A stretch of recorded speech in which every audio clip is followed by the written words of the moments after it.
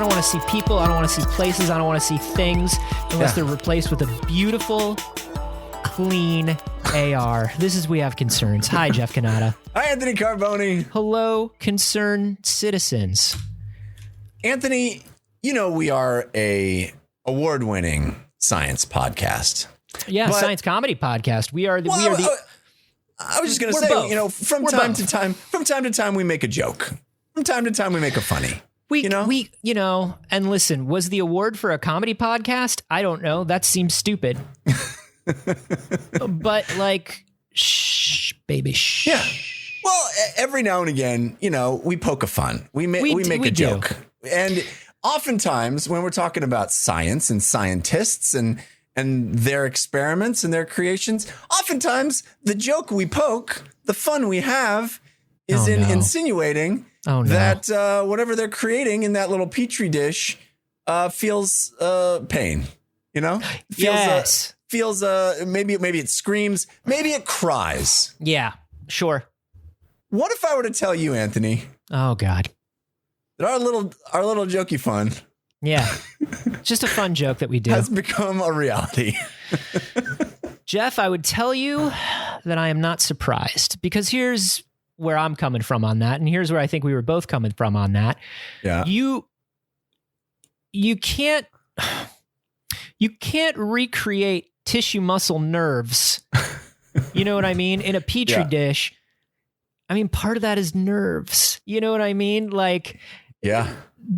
You're telling me the scientists have a lot of nerve to do something like this, is what you're saying? Is that what you're saying? Wow. No? Jump in a fucking river. I think that, but here's what I always thought is, well, it's not connected to a brain, usually. Yeah. So, I mean, the nerves may be saying, hey, pain, but there's nobody can hear it. Right. You know what I mean? That's and true. it's not the nerves. It's not the nerves that, feel the anguish of the pain. They simply report the pain. Exactly. That's where I'm coming from. That's what we're going to talk about this week. We got a story sent in to us by Z Mansfield. Z Mansfield in the Discord. Z Mansfield is going to tell me that I'm wrong. Oh God. Pointed us to this story in the journal Nature. No, Z Mansfield. Don't do this to me. It's about some scientists that have, actually it was first reported in the journal Cell Stem Cell, which is really top tier science journal name. Cell Stem Cell is my favorite Talking Heads album. Oh, that is a good one. That is a good one. This is about a group of scientists that have created a culture. They've cultured some organoids. Organoids, of course, are groups of cells that are kind of grouped together. I used to play organoid. My orthodontist had an organoid arcade machine in his waiting room. Yeah, no, it's good. Did it have the trackball organoid? It was free play, and it was the trackball organoid, and he had a Pac-Land. Oh, nice. Yeah, it was pretty good. That's a good orthodontist. You got to stick with that orthodontist. Yeah, he was great. Mine just had lollipops.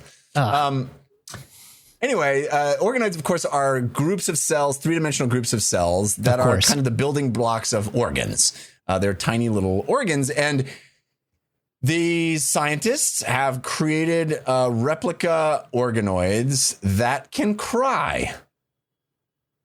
These are cells, organoids, groups of cells that actually can produce tears. Oh, why? Okay, so I have two questions. Number one, what sort of an organoid do a tears? And number two, why give it that ability?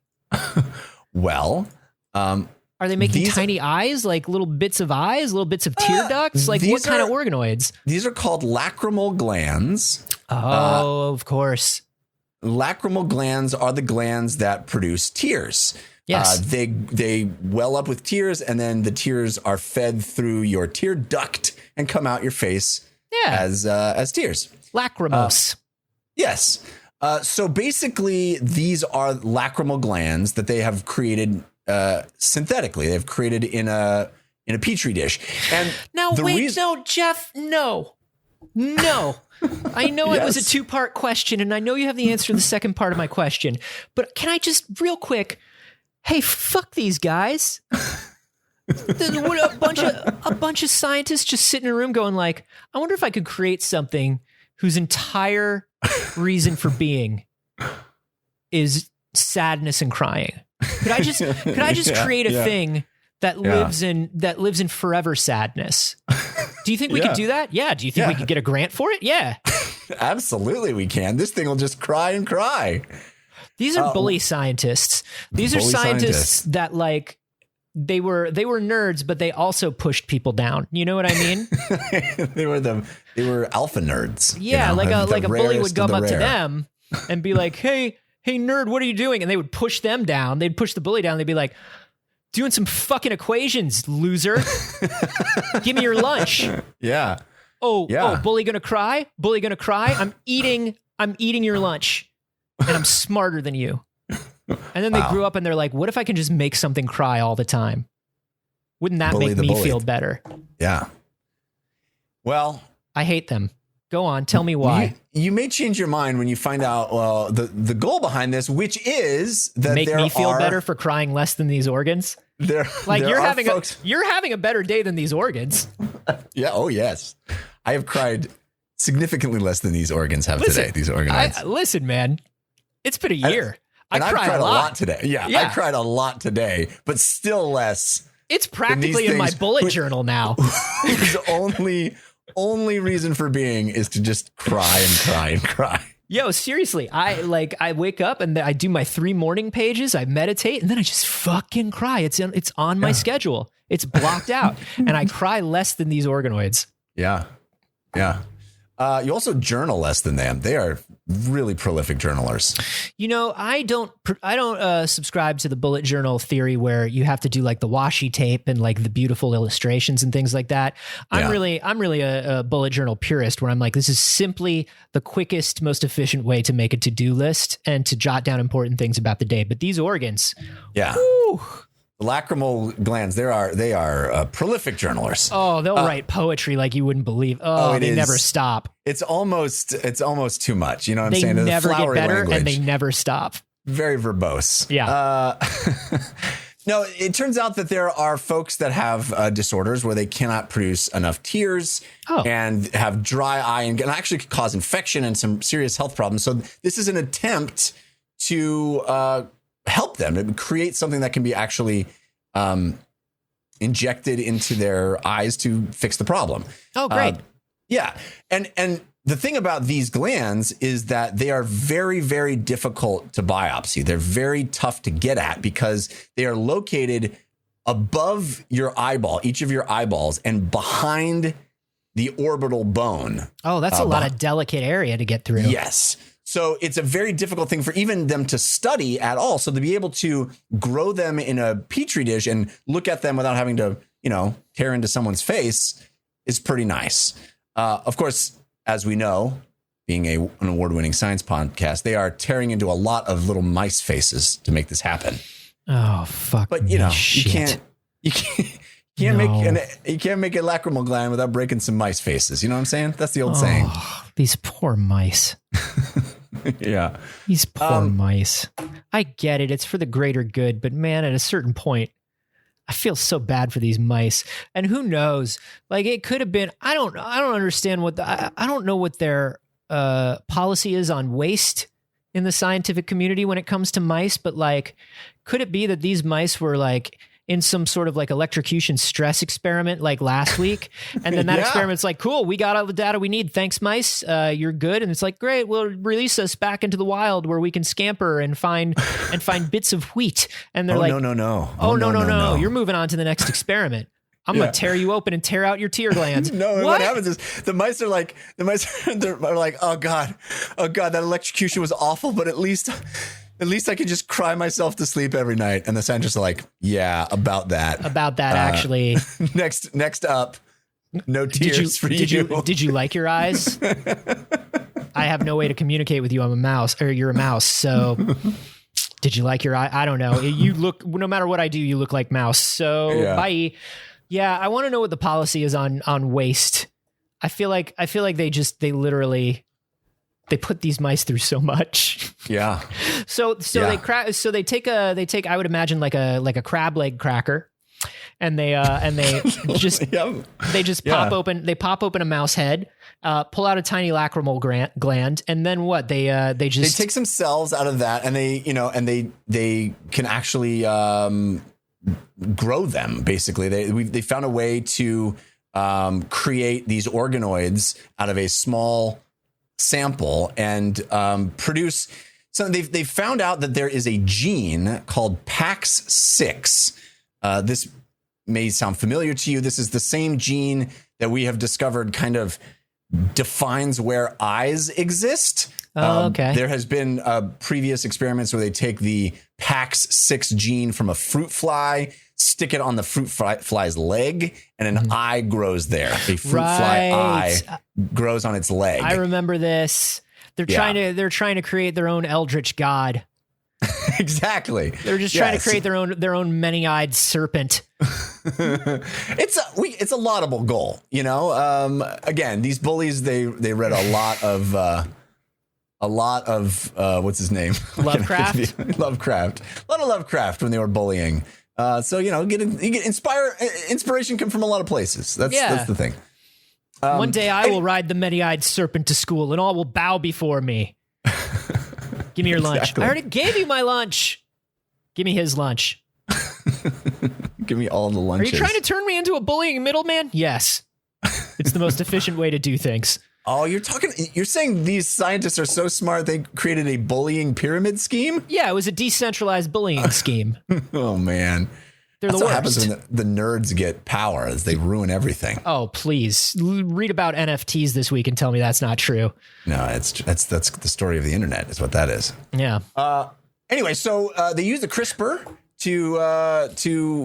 to create these with PAX6. They're able to kind of feel like they can just mass-produce lacrimal glands. Mass-produce lacrimal glands. And the thing about this is the gland itself doesn't shoot tears out of it, right? It's not like you don't put it in the petri dish and then you have a petri dish full of tears. I'm picturing a bagpipe that you squeeze, yeah, like a tiny bagpipe, and just the tears come shooting out. Not like that. Actually, that's closer, but there's no tear duct. So basically what happens is they just expand with fluid, with tears. And you need a duct to release those out and actually create, weeping. So these glands they don't even get the cathartic release of crying? No. But you're going to love how they induce the crying from the glands. I fucking tell them they're worthless. It's get their close, dad on dude. the phone. It's so close. You're so close to how they actually do it. Oh, no. So, these glands just sit there just like your glands do in your face. You're not crying all the time. Their only job is to cry, but they need to be induced into it. So the scientists... It's a small electric shock, isn't it? No, it is. It's worse than that. They spray them with norepinephrine. Oh. You're familiar with norepinephrine. It's the it's the substance that we create when we're super stressed out. Yeah. Oh no. Yeah. So do you know how I always remember that, Jeff? I remember that as Nora Ephron. I was just gonna say I loved Nora Epinephron's first movie. I think about Billy Crystal and Tom Hanks in the second act of a Nora Ephron movie. Yeah, they cry. And that's how I remember norepinephrine is the stress and crying one. Yeah.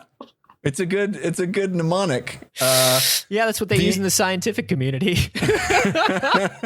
Yeah. So that's literally it. It first took them an entire day to get the cells to cry, but now they can do it in half an hour. Because they were screaming at them. And then they're like, wait a minute. We're scientists. There's a more efficient way to do this. We can cut out the middleman here. We don't have to just make them stressed out. We can literally shoot stress juice right at them. And it stresses them out so much that they start to cry. I know. Hilarious. I shouldn't anthropomorphize these fucking lacrimal glands because like we said, they're not connected to anything with any sort of consciousness. This is simply a chemical reaction. And yet, Jeff, You got to crack a mouse skull open, clone its weepers 100 million times. Yeah. Spray them down with stress, and then just look at what a weeper do. You know what the answer is? It do a weep. It start to cry. Grammy winner Dua Lipa. Dua Lipa. Now, yeah. So, okay, big deal. They got a bunch of tear glands, and they made the tear glands tear up. So what? Meanies? Yeah. Well, this is potentially very good for, folks that have these disorders where they're unable to produce tears and are, they could potentially be able to fix that problem with how? Right now they're just implanting better lacrimal glands or functional lacrimal glands into human beings is the goal. Now, wait a minute. So, okay. Obviously, there's a step or two in between here. My first question is, I know that we experiment on mouse brains quite often because structurally mouse brains are very similar to ours. They're much simpler, they're smaller, but structurally they're very much the same. Are mouse lacrimal glands very similar to ours? And then well, do you just use an enlarging ray on a mouse gland? No, because then you buried the lead in the story is that we have an enlarging ray. I really should have mentioned the enlarging ray at the top. No. It's yada yada yada enlarging ray yada yada tear glands. That's feels like the study should have gone more into the enlarging ray. Oh no. No. The idea is this is proof of concept with the mouse thing. They're going to do it with human cells. So we're going to create a spray of Nora Ephron, and people will just spray Nora Ephron into their eyes. No. The Nora Ephron is just to make the glands cry. Right. The idea is that we'll have the synthetic glands that we can then potentially inject or not inject. What's the word I'm looking for? Hurt. No, we can put it, put it into people. Terrify. Replace, transplant. That's the word I was looking for. So they are going to use mouse glands in people. No. The mouse glands is how they figured out the process. Here's the missing. They'll use human cells to replicate the process they did with mouse cells. Gotcha. To create the organoids. That's what was missing. You start with the mouse thing to show that you can do it. Right. And then once you can do it, you take it with the human cell and then you replicate it where you build the organoid out of the human cell for human beings. Your first day in prison, you push over a mouse. So everybody knows. And then the next day, people are like, he pushed over a mouse. Is he going to push over a dude? Then you push over a dude. And then people are like, fuck, we don't mess with that guy. But you got to push over a mouse first to prove that it works. That's how you become the king scientist bully. And then after that, you can establish the pyramid scheme, Okay. I like this. So basically this is less of a study of why these people's lacrimal glands can't create tears and more of these people's glands can't create tears, but we could create healthy glands for them. Exactly. It's to replace diseased or damaged tear glands in people. Okay. And the other application for this is to study other medications that may cause people to cry, may cause people to, create tears. If you're just pure Nora Ephron. You just watch You've Got Mail on VOD. Yeah. You put on When Harry Met Sally. Then you need 50 to cry. 50 cc's of Nora Ephron. No, but if you're creating a let's say you're creating some sort of makeup or a cream or an eye drop or something, and you don't want it to irritate the eye to the point that it creates tears. Yeah. You can use this to study it instead of studying it on animals. You can create it in the petri dish and see if it causes the same chemical reaction as Nora Ephron does. I think it might. Useful. It's very useful. This is one of those stories that I put into. We have a few buckets that stories go into every once in a while, and this is definitely mad scientist. This bucket is what I would call mad scientist. Well, let me tell you not because of what they're trying to do, but because of the actual procedural, the procedure of what they're doing.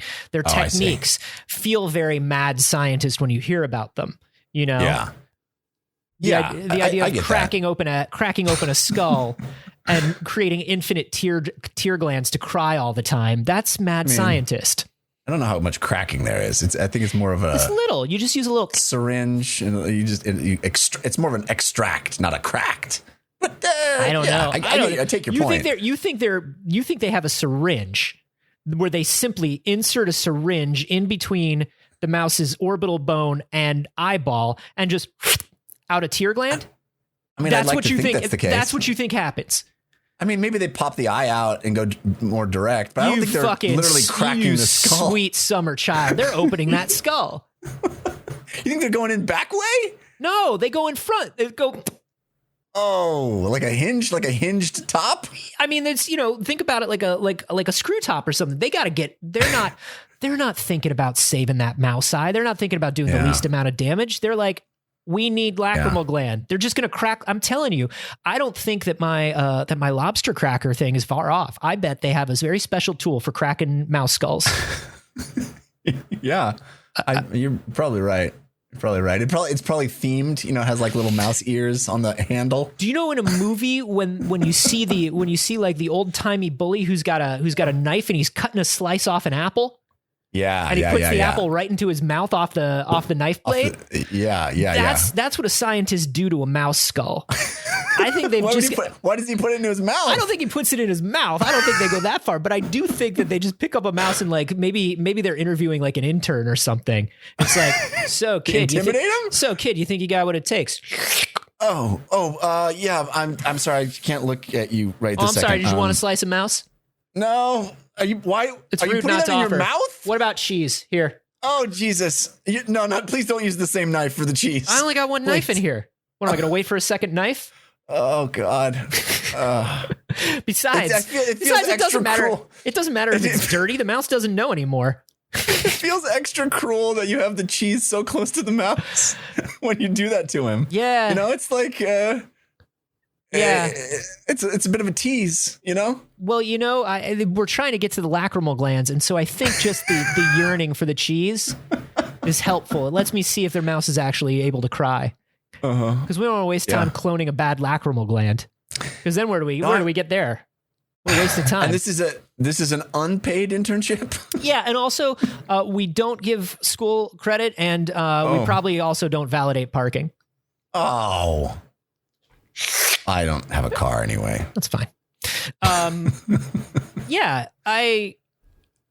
Listen, this is an ends justify the means sort of experiment, my guy. I mean, can I tell you one more little tidbit, one more little factoid that may add to your mad scientist take on this? Yeah, sure. So they have also been working on the same process for saliva glands, because it's analogous. Got to use every part of the mouse, baby. Guess what else? Oh, I don't know. You're not going to guess it. I'll have to tell you. I'm not going to guess. I don't know. Snake venom glands. Oh, that's dope. They're creating snake venom glands in a dish. Yeah, why? Why not? Sure. I mean, that's where I'm at. But do they have a reason? I think it's because we can. I think that's the we can, Baby? Look what we did. Why not? Yeah. But, surely, well, haven't we talked about like potential medicinal uses for snake venom? I feel like we I don't know, but I feel like that's also a scientist cop out. I'm sure that's exactly what they're going for, is the potential medicinal use. Yeah. Cool. Or maybe I just want an infinite amount of snake venom for my own personal use. What? Yeah. Yeah. Are you going to give me grant money, or am I going to slice open this mouse? I have no emotional connection to the mouse. So you want me to slice open the mouse? No, don't slice open the mouse. You can have $10,000 for snakes. This says, next up, they are teaming with Dutch naturalist and television show host Freek Vonk, which is also my next D&D character's name, because that is gold. Freek Vonk. And they're going to team up with Freek Vonk to study the structures in tear glands in crocodiles, because I guess crocodile tears is just too irresistible for them. Love it. That's so good. Find as many Freak animals. Find as many animals as you can to just tear open, baby. They're going to need a bigger nutcracker tool. Oh, for an alligator, for a crocodile? Yeah. Yeah. I mean, I feel like once you get to a crocodile, you use the same tools that we use on humans. I feel like then you got the bone saw. Yeah, that's true. Probably true. Much harder to do that sitting in the chair with the apple thing. No, but it's much more intimidating when you pull it off. It's true. It's true. If you're higher risk, but much higher reward. If you walk in and I spin around on my chair and I take a small paring knife and slowly slice through the skull of a crocodile and eat it, you're going to do whatever I say. It's an image that I won't soon forget. That's for sure. It makes an impression. I feel as though once again I've missed the point, but that's okay. I do understand that these are one of the things that I'm minimizing here is they are cloning these glands, right? So it's not like they're cutting open a mouse for every single gland.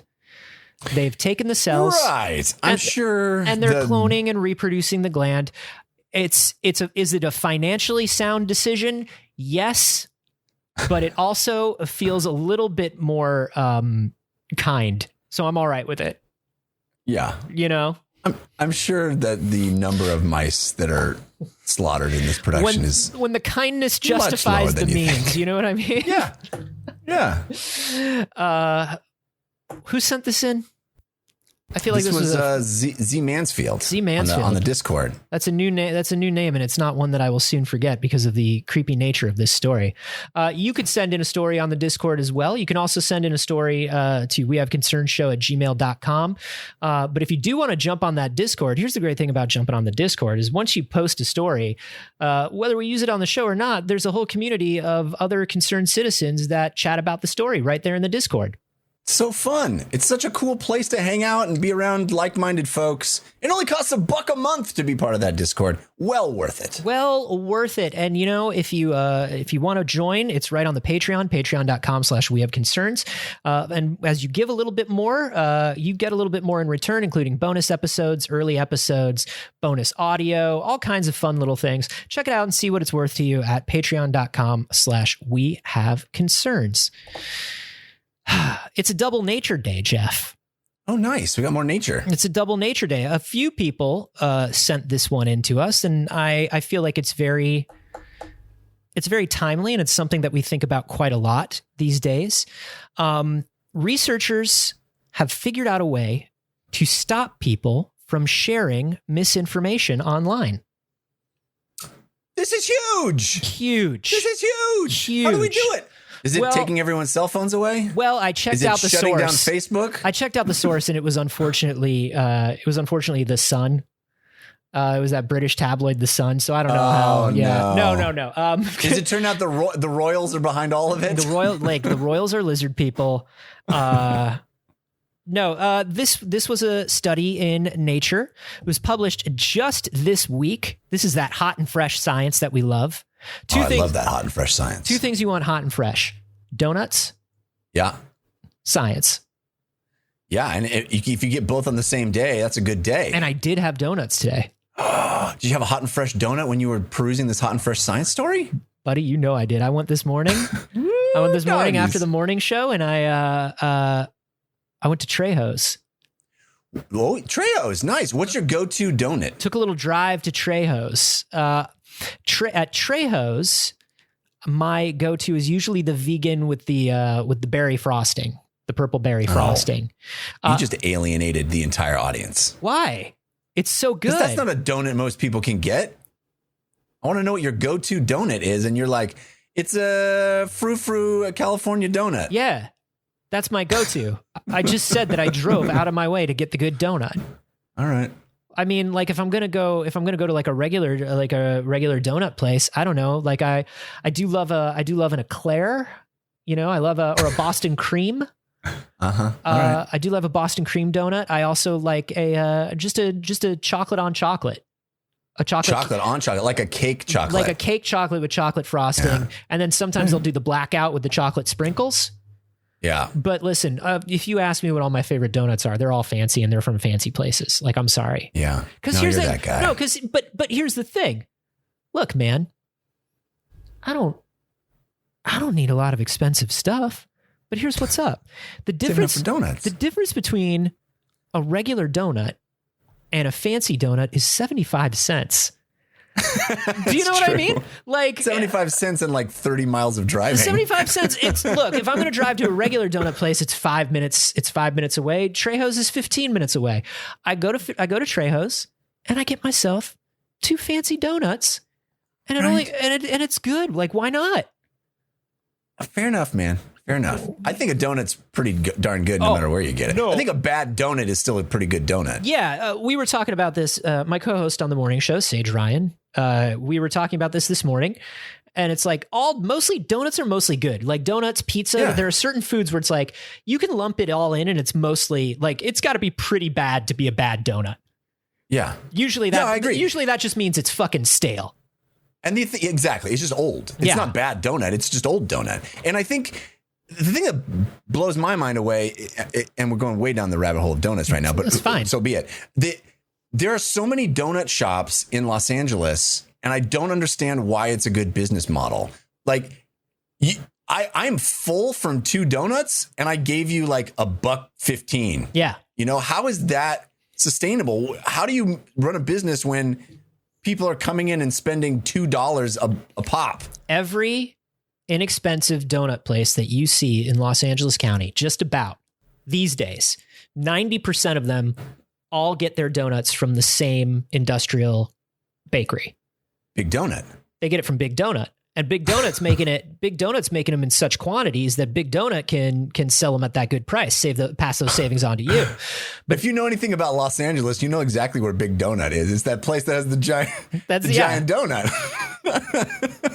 But that's basically the way it works. Is a lot of these donut shops, coffee shops that have baked goods, they all come from one of like 2 or 3 industrial bakeries in LA County. Which is why, like when you go to a place like a Trejo's or a Blue Star or something like that, actually different. Yeah, they're noticeably different because they make their own donuts. But that's also why it's hard to get a bad donut. It's the same fucking donut everywhere. Same donut. But why? How does that make sense financially? I don't get it. Well, because it's just like anything else. When you make them in that large a quantity, you're getting all of your stuff extremely cheap. The truck comes in the morning. You pay for a giant order of donuts. You only buy what you know you're going to sell for that day. So there's not a lot of waste. You know, I guess it's not a bad. Listen, have I thought about giving it all up and opening a donut shop? A donut store together? Is that what we're doing? I've thought about it, but let me tell you something. I'm in. Based on my self-control, no. No, we're not. All our profits, Carboni. Literally all the profits. That's what I'll say every day. I walk in flabbergasted once again and saying, I see you with frosting all around your mouth. And I'll say, passed out. Carboni. Passed out. Like I will give myself diabetes within the year. Like it'll be bad. It will be the death of me if I ever own a donut shop. Anyway, this is our donut podcast. Here's what's going on. On March 17th, there was a study published in Nature that said, we have this idea with misinformation that people are spreading misinformation because, in particular, they're partisan or they have some sort of confirmation bias that they're trying to. Right. This agrees with what I already believe. Therefore, I'm more inclined to believe nonsense because it just reinforces how I already think. Yeah, exactly. Right? Yeah. Or hey, here's this political thing and I'm sharing it because it matches my political views. And that's why we think that people do these things. But here's what's interesting. According to the study, people share misinformation because their attention is focused on factors other than accuracy, but they prefer to share accurate information. Everybody. Nobody wants to be wrong. Mm-hmm. So if you give people a little bit of a reminder that they should be sharing accurate information, they will stop posting misinformation. It's a simple matter of redirecting their attention in the moment to, hey, remember that you want to be right. You want to be correct. That's all it takes is that small thing of like, this is probably bullshit. Yeah, that's all it took. Huh. So what they did was they created a set of bot accounts basically on Twitter. Oh, good. They're fighting fire with fire. That's exciting. Baby, I love it. Let's get cyberpunk as fuck here. I'm not scared. Yeah. I'm not scared. Twitter is a cesspool anyway. You can't destroy Twitter. Twitter is already destroyed. What we need, Anthony, what we need to combat all of the false information is more Facebook. Yeah. The only way to fight bad tweets is a hero with bad tweets. Yeah. You know, Yeah. the bad guys Right. with bots can only be stopped by a good guy with a bot. Yeah. Yeah. Tweets don't kill people. The 140 characters kill people. That's what it is. That's what it is. That's what they say. They created a set of bot accounts and they sent messages to over 5,000 Twitter users who regularly shared links to misinformation sites. So they found 5,000 people who, when they ran a search for specific sites that are known to be misinformation, these people popped up a lot. They were sharing from these bad sources. Were they real people? Were they just identifying the Baby, real Russian... people, real sources. All right. I mean, real people, fake sources. So they just found assholes. They found assholes. Yeah. I mean, they didn't say it that way because they're scientists, but yeah. Yeah. So they basically, they sent these people a message. They had the bots tweet at people after they tweeted these links. And the message asked whether a random non-political headline that they tweeted was accurate. So if somebody's sharing a lot of political misinformation, what they did is they didn't tweet back at them when they shared the political misinformation. They didn't do that. Yeah. What they did was they found another recent tweet of theirs that was a link to something innocuous. And they responded, "Hey, is that headline accurate? Is that source accurate? I just want to know. That's interesting. Is that accurate?" And what they found was, after reading the message, after receiving that message, they tracked the person's tweets. And they immediately, and over a long term, started sharing news from higher quality sites. If you remind somebody... I find this very hard to believe. Isn't that wild? Yes. Isn't it wild? I find this very, very difficult to believe. Just a reminder that hey... slight nudge... it doesn't seem like it's enough to move the needle. The trick, I think... Especially these kind of people. The trick, I think, is to do it when they're not defensive, right? They did it on a non-political tweet. Do it when they're not on the defensive, and it reminds them overall, hey, I've got to make sure information... Because, listen, you can call these faceless people assholes, and it's... it might be overwhelmingly true. I don't, mathematically, I don't know how many assholes are there. Most. I don't get it. There's a lot. I also know that there are people out there, like some of my older relatives, that are not assholes. They just don't think to check. They get all worked up. Yeah. And they just share things. But if you remind them, hey, because I know if you I've done it a couple times to relatives of mine. I'm like, hey, did you actually check out where this story came from? Or do you know that's true? Because that's a little weird. Don't you think that's a little weird? And then they went and they checked, and I think the trick is it has to either be something where they're not on the defensive, or it has to come from somebody that they know, love, and trust. Right. Right. Right. So if they're tweeting, Hillary Clinton runs a pedophilia ring from the basement of a pizza parlor, I don't respond. Hypothetically. And then the next tweet is, all donuts come from one location in Los Angeles. And I go, are you sure about that? It's a couple. Are you sure about that? I said a couple. Right. And I go, this doesn't sound right, because I've had a lot of different kind of donuts and they're all a little, are you sure? And then they're like, I really shouldn't have posted that thing about Hillary Clinton. Well, they won't. That's what happens. They won't recant past things. I don't think it says they go back through their history and immediately clean it up. But in the future, before they post something else, they'll take a look at where the source came from, and they'll be like, because here's the thing. If they look and they see that a source is bad, they'll be like, well, I got to find, maybe they think I've got to find this story covered by a better source. And then they find that better source isn't covering the story. And they're like, oh, shit. So is it contingent on the thing that you call them out on being both non-political or non-defense inducing? I think so. and also being something that they discover to be potentially untrue? Like, do you have to like find something that makes them question their sources? I don't think it has to be, according to the study, it doesn't have to necessarily be a headline that they tweeted that is untrue or a bad headline. It just needs to remind them to check their source. Huh. And will this last forever? I don't know, but it did make a lasting change over time. It does seem like an actionable plan. I don't know how many people would actually do the plan, but it feels like if it's an effective plan, it feels like an accomplishable plan. So, you could enact this plan. This team has actually started working with platforms to do just that, right? Because what they have is they have a bot that tweets at people, right? That's not sustainable. And why would they just do that? They would do it just because, hey, stop spreading information. But they've actually started working with platforms. And one of the ones that they mention is Google Jigsaw, which is Google's internet safety project, which is about like making sure people share safe and verifiable information.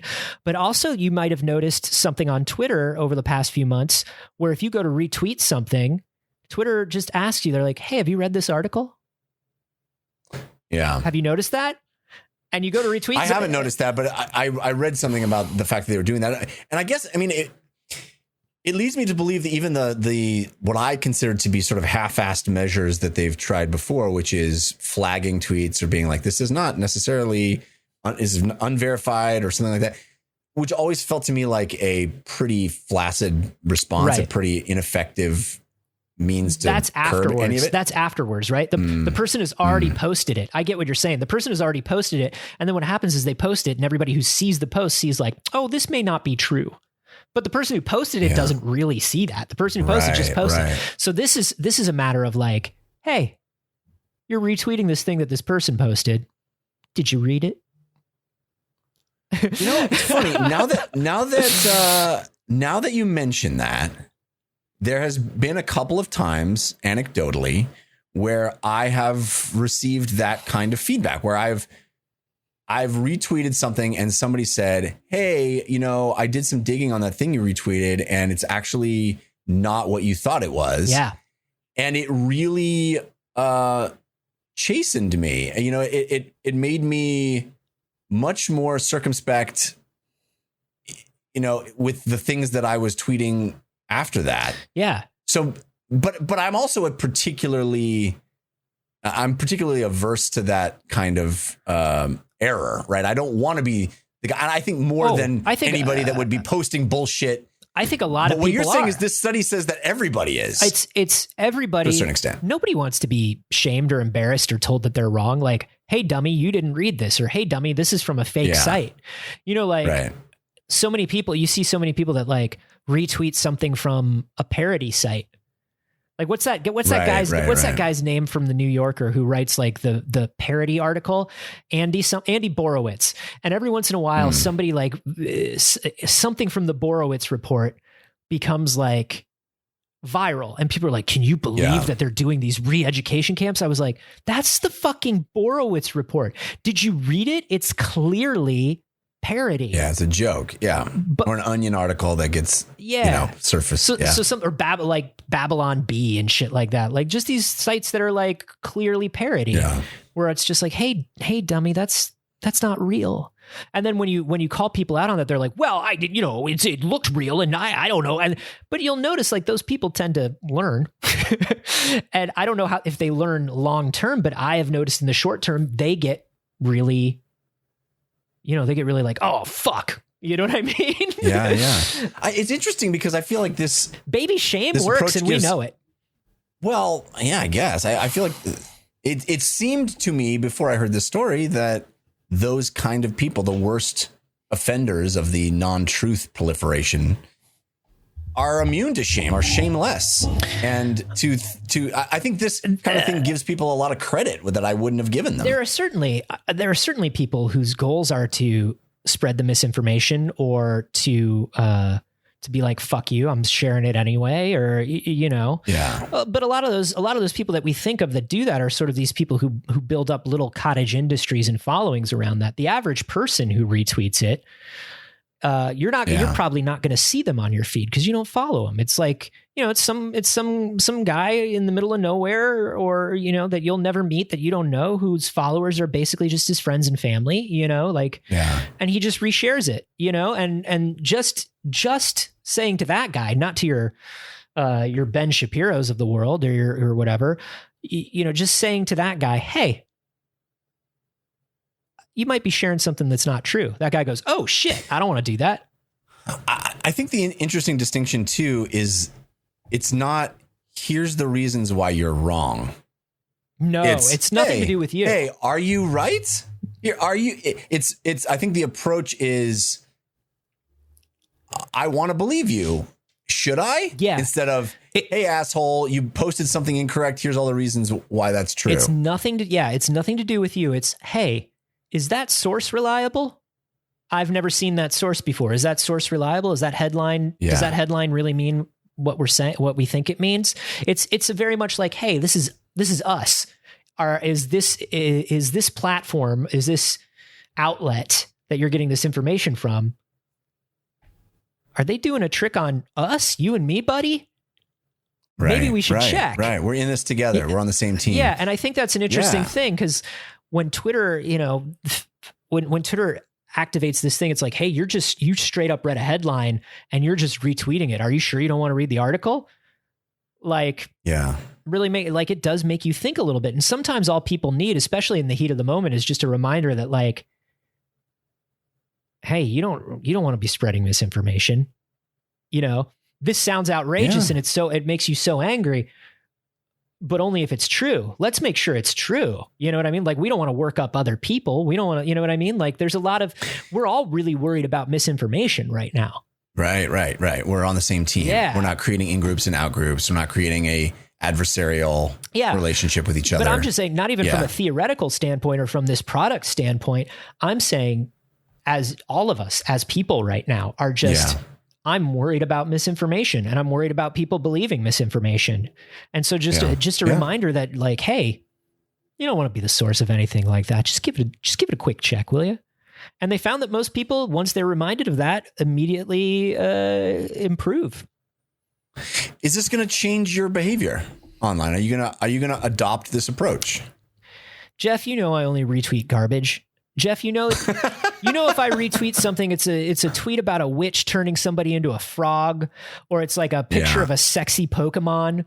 Like, I'm not, I'm not retweeting political shit. There's the occasional thing where, like, I'll tweet like a link to, how you can help out a charity or something like that. I'm not the person that's like, can you believe that this in politics, this thing means this thing? And nah, man, this is a Pokemon that looks like it's got abs. That's what Twitter's for. Sorry. Yeah. If you thought you were going to get useful information on Twitter, you're dumb. That's dummy think right there. George Orwell came up with that term. Dummy think. I don't know. What do you think? We talk about your tweeting a lot. Because you worry about your tweeting, and I worry about your tweeting. So we talk about it a lot, but I have noticed that you've pulled back quite a bit, but you do have a tendency. You're somebody that when you feel strongly about something, you immediately want to share your feelings. Correct. That's true. And I've tried to course correct a bit on that, but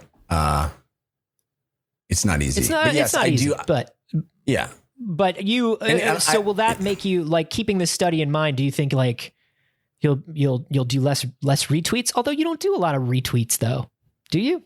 I do a fair amount. I don't do tons. Yeah, and I've pulled back a lot just from social media in general, but. Yeah, I mean, I think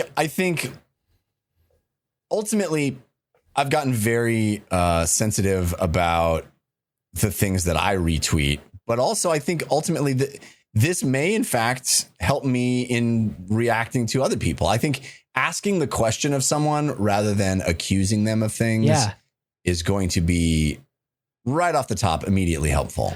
Yeah. It's so that alone, It's funny because it's the sort of stuff that they teach you. It's almost like just standard like therapy or couples therapy stuff, right? Which is like, hey, stop. Is this an accusation? Are you on the attack? Is there a way for you to state this? Right. You know, like, fuck you, liar, or like, why are you spreading misinformation? Is it like, oh, dude, this sounds really intense. Is this a source that can be trusted? Because that's intense, you know? Yeah. It's staying on the same team rather than creating two different teams. I think that's something we could all benefit from. Assuming what we're saying is we can all learn from Twitter bots, and that we should all listen to these Twitter bots. Let the bots lead the way. It's what we've been saying forever here, and we have concerns. Let the bots lead the way. Let the bots lead the way. Let the we're not old. You're old. Yeah, I think this is cool, and I would love to see more platforms include stuff like this. Not the stuff that Twitter and Facebook were doing. That was putting the responsibility on the people reading the post. I like to see it more asking the question of the people before they post, stopping it at the source. I 100% agree. Yes. Hey, did you read this whole article before you retweet it? Buddy. I think that's a great step. Yeah. So I'd love to see more platforms do this. We'll see if Facebook does it. I don't even post on Facebook. I don't even go on Facebook. I don't go to Facebook. They're trash. But it seems like I would love, I don't know that Twitter is ever going to share metrics on that particular thing. Maybe they will, maybe they have. If you've heard about it, please let us know. But I would love to know how that have you read this article thing has changed Twitter content over the last couple months since it's been active. Yeah. It'd be great if that worked. It'd be great. Listen, don't tweet those results at us. No, we'll never know. It's impossible to keep track. There is a place. There are several places, in fact. You can go to our Discord if you are a patron. For only $1 a month, you can get access to our Discord. Great place to post stories that we shouldn't be interested in or any comments you have about the show. I put the Prince looks like a caterpillar link in the Discord. I finally found that. Gave it to the folks. Oh, shit. Place. I gotta put that good snail artist in there. You're going to lose your mind. Oh, put it in there, bro. I'm going to put it in there. Hook me up. I'm going to put it in there.